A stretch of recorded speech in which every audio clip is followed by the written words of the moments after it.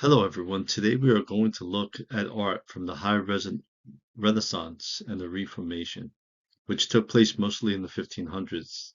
The Renaissance was known for its extraordinary balance between lifelike human details and classical ideals, meaning artists paid attention to real anatomy, yet also aimed for a perfected, timeless look. Meanwhile, the Reformation, the religious movement started by Martin Luther around 1517, changed how people worshipped and how they felt about making religious images.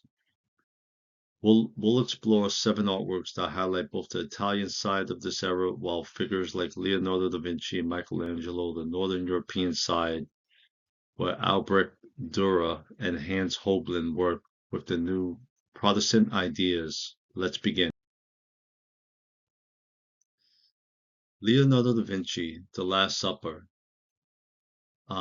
painted on the wall of a monastery dining room in Milan.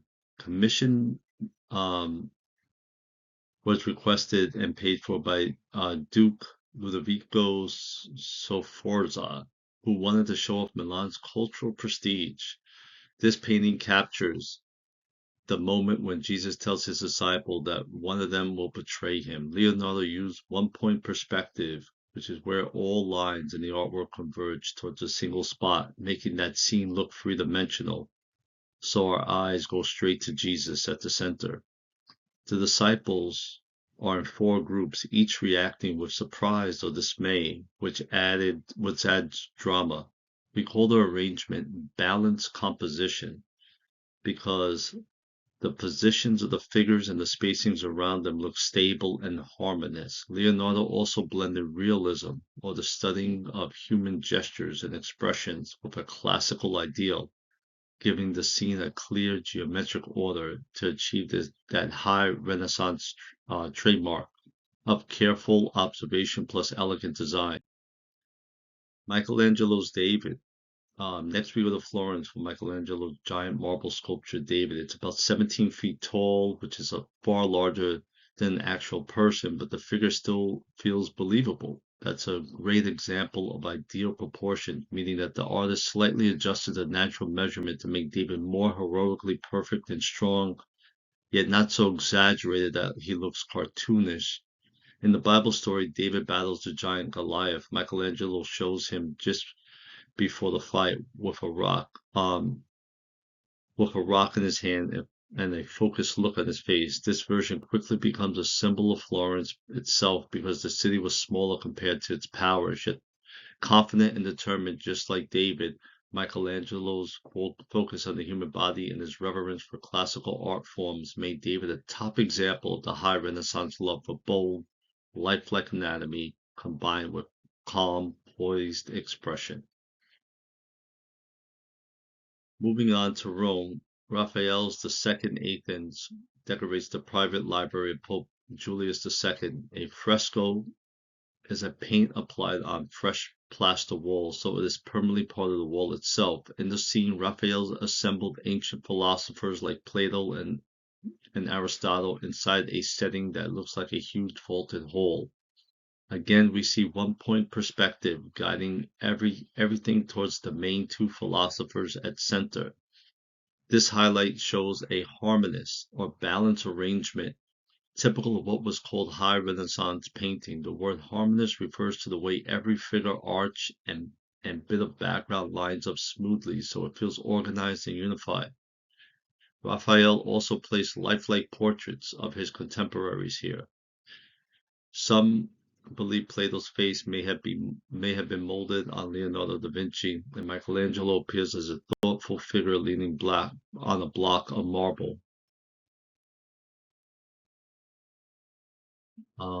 Also in Rome, Pope Julius II asked Michelangelo to paint the ceiling of the Sistine Chapel. The creation of Adam is one of the most recognized segments. It depicts God reaching out to give Adam the spark of life. With just a tiny gap between their fingertips, this gap creates an intense moment of anticipation. Michelangelo's painting is monumental, yet still detailed. So So you see the shapes of muscles and the folds of drapery. This combination of close study of the human form and a symbolic, larger-than-life style is exactly what the Renaissance prized. Throughout the ceiling, Michelangelo used painted architecture and separate panels to organize scenes from the book of Genesis.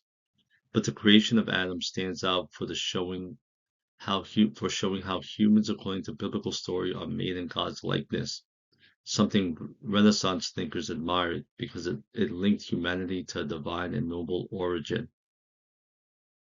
Now we shift to Venus, known for its focus on glowing color and soft diffused lighting. Titan's Venus of Urbino is a painting of a reclining nude woman. Although she's called Venus, the Roman goddess of love, it was common at the time to use mythological names to justify showing a nude figure.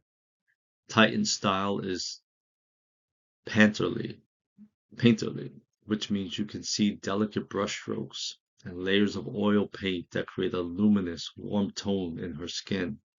It feels less about hard outlines and more about gentle transition of color and light. Some people think it might have been a wedding gift symbolizing love and fidelity, especially since there's a sleeping dog and a bunch of roses in the scene. Either way, this Venetian method of layering paint to achieve a rich, almost glowing effect sets it apart from the sharper lines often found in Florentine or Roman art. The atmosphere here is calm and intimate, capturing Venice's signature approach.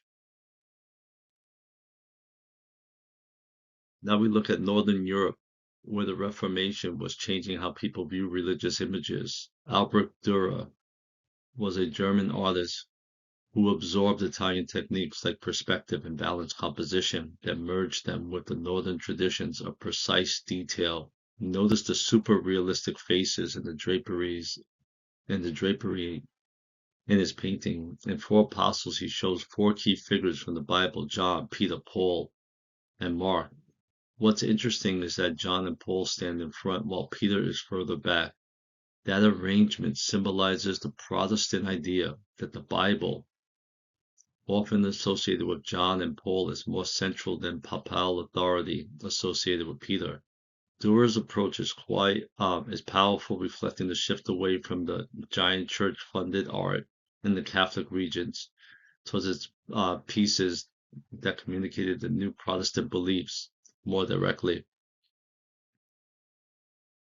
The French ambassadors, while working, Hans Hoblin, while working in England, at first glance, it's a double portrait, two wealthy men showing off their knowledge and status with a loop, globes, books, and a measuring device. But there's a monumental mori hidden at the bottom, a skull stretched out in an odd shape that only looks right if you view it from the side.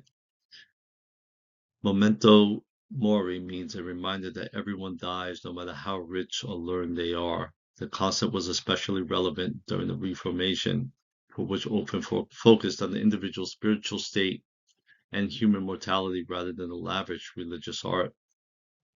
Hoblin's realism in faces and objects, plus his trick with the distorted skull underscores the clash between earthly success and the certainty of death. So these seven works all reflect the energy and changes of the early 16th century in Italy. Leonardo, Michelangelo, Raphael, and Titan perfected the balance between accurate observation and classical ideals, often in service of wealthy patrons like dukes and popes. They used techniques such as one-point perspective and ideal anatomy to show humanity's beauty and dignity. In the North, artists like Dürer and Holbein used realism and careful detail, but they also tackled the new religious questions raised by Reformation, presenting more personal, symbolic reference to faith, authority, and salvation.